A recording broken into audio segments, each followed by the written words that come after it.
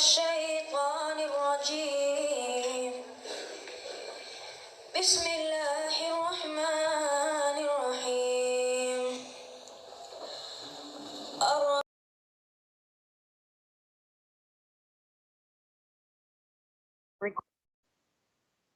بسم الله الحمد لله والصلاة والسلام على رسول الله. السلام عليكم ورحمة الله وبركاته. كسودة هذه حلقة عصبية إن شاء الله بي سي واي تي في حلقة وحين كوي قدونا إن شاء الله بإذن الله الكريم.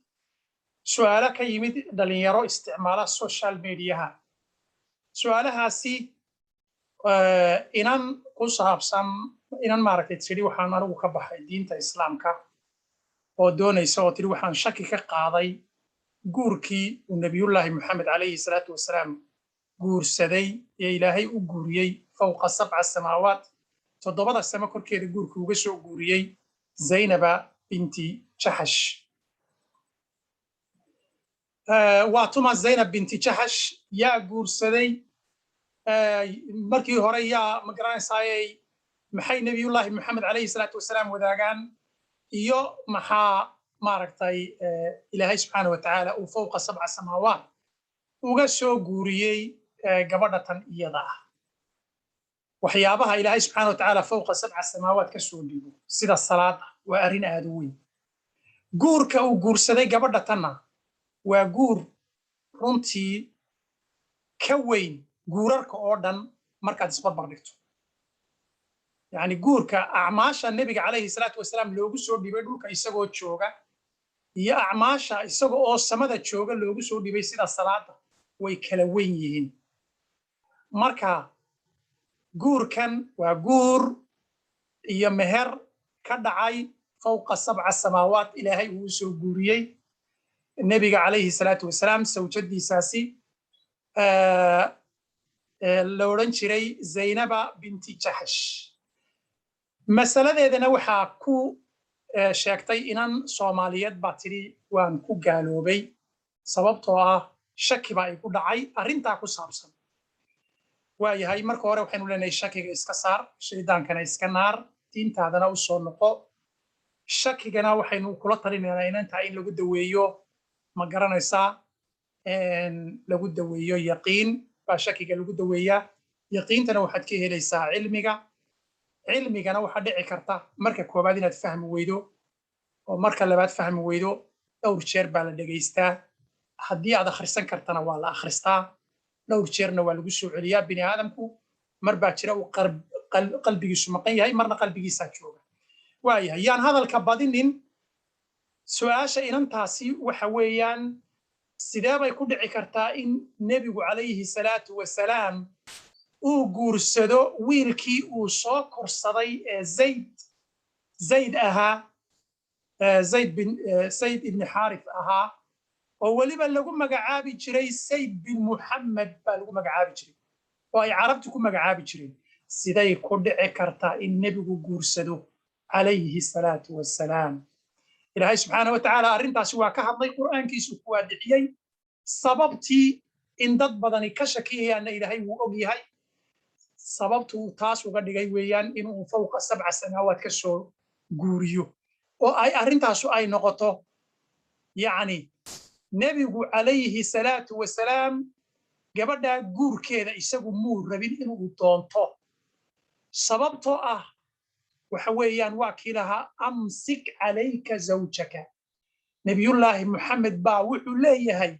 isagoo la hadlaya sayd ibni xaarifa gabadhaada hayso waa wiilkii uu isagu soo korsaday gabadhaada hayso waa markuu furay ayuu leeyahay war gabadhaada hayso sidaa daraaddeed yacni nebigu marnaba isagu muu raadsadeen gabadha tan xataa hadduu jeclaado oo qalbigiisu uu jeclaysiiyo isagu muu raadsadeen laakiin arrintu way ka weyn tahay sidaas oo waxa weeyaan arrin uu ilaahay subxaana wa tacaala samada ka soo go'aamiyey arrintu yacni waa guurarka kale oo dhan ka weyn sababtay uga weyn tahayna aayad qur'aana baa ilaahay ku caddeeyey zayd waa saxaabiga keliya ee magaciisa uu ku soo arooray qur'aanka kariimka ah saxaabi kale oo magaciisa lagu sheegay ma jiro laakiin zayd magaciisa ayaa lagu sheegay ma arkaysaa zayd magaciisa ayaa lagu sheegay إلهي سبحانه وتعالى وحليه يسوى أرنتا كهضيا فلما قضى زيد منها وضرا gabadhaas markay kala dhammaadaan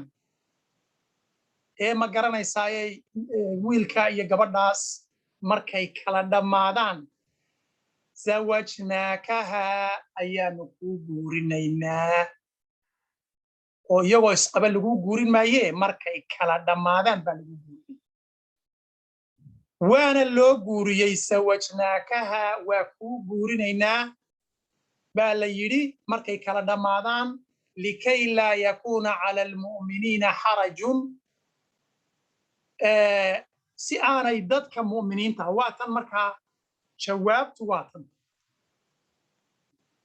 markay kala dhammaadaan hee allahayow maxaan samaynaa zawajnaakaha waa kuu guurinaynaa likaysi laa yakuuna cala almu'miniina xaraj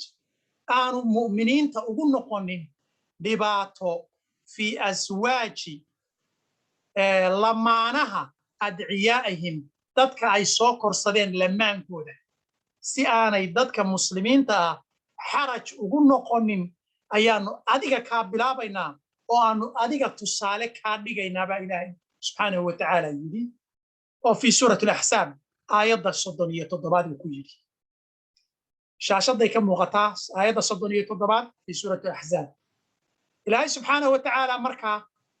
إساقا أيا أمرك له إساقا أيا الشارعة إساقا أيا وطا بركننا وحو دوين إياه لباتو آني بني آدم كتاك هلين وهدي مقرنا يساي بني آدم كالوران لها حلية أي كوريري لهايين با إلهي كحلية كو دادك ama dadka muslimiinta ah ee markaa joogay dad badan bay soo korsadeen kow carabihii dhulka ku noolaa iyo dadyawgii kale ee dhulka ku noolaa iyaguna dad bay soo korsadeen qof kasta oo soo muslimay ama qof kasta oo ma garanaysaa yani muslin ah oo markaa jeclaysta inuu guursado qofkii ila dadku isku damiir iyo isku dhaqan midna ma aha qof baa jeclaysanaya qofna ma jeclaysanayo marka ilaahay subxaanahu wa tacaala wuxuu inoogu sheegayay meeshu inay xalaal tahay arrintan waxa kale oo laynoogu sheegayay inaanay labadan qof ha iskorsadaan be inaanay isdhaxli karin labadan isma dhaxli karaan labadan iskorsaday oo dhaxalka yani waxa le ilmihii uu qofku dhalay ayaa dhaxal kale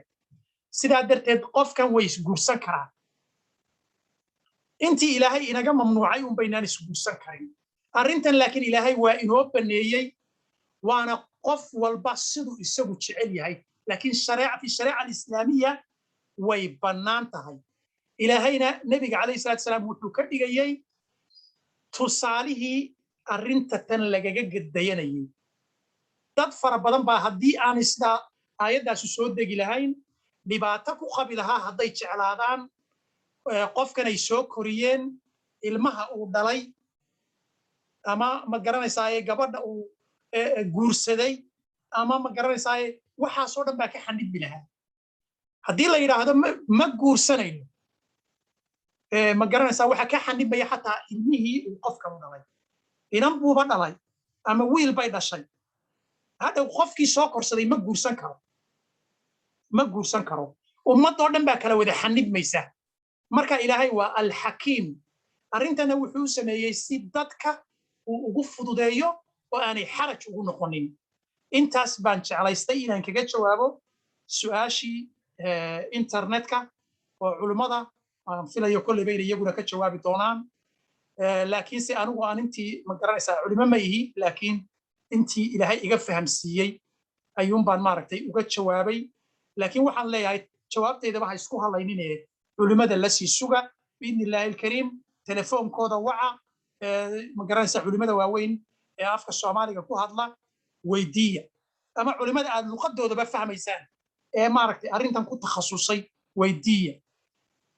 waxaan kale oo sheegayaa dadka macnaha bini aadamka ahi ilaahay wuxuu yidhi fas'aluu ahla dikri in kuntum laa taclamuun qof walba wuxuu cilmiga u leeyahay ha la weydiiyo war culimada diinta ha looga dambeeyo iyaga ayaa u cilmi haddii gaarigaaga masalan oo kale uu jabo waxa weeyaan makaanigaad ula carartaa markiiba arrinta diintuna waxay u baahan tahay makaanigeedu waa culummada ha loo geeyo qof kasta oo maaragtay cilmi u lihi wuu ka jawaabayaa su'aalaha laakiin haddaad mediaha gelisaan ama youtube-ka gelisaan oo aanu markaa shiikhii arkin adigii su'aalaha qabayna shakigii wuu kugu weynaanayaa waxaa dhici karta inaad diintiiba ka baxdo culummadiina ma gaadhayaan su'aalihii marka xigmaddu waxa weeyaan culummada toos u waca oo su'aalihiina weydiiya hada wabillahi tawfiiq وصلى اللهم على نبينا محمد وعلى آله وصحبه أجمعين سبحان ربك رب العزة عما يصفون وسلام على المرسلين والحمد لله رب العالمين وجواب تاسي كسعتي دليرة داسي يري وحنو كشكين الدينتا سببتا أو جور كاسي سينب بنت جحش ونبي جور سليبان وكشكين أرين تاسينا وحن في ليا إن أتصفي عنو فهمتين إذن كان ليدن كنا حريسانيي ضد كودن باللوغن حريسانيي آدمها ودن باللوغن حريسانيي مؤمنين تودن باللوغن حريسانيي إذ والبعو دينتا إسلام كقادتان لوغن حريسانيي هذا وبالله التوفيق وصلى اللهم على نبينا محمد وعلى آله وصحبه أجمعين سبحان ربك رب العزة عما يصفون وسلام على المرسلين والحمد لله رب العالمين وبي سي واي تي فويد الله السلام عليكم ورحمة الله وبركاته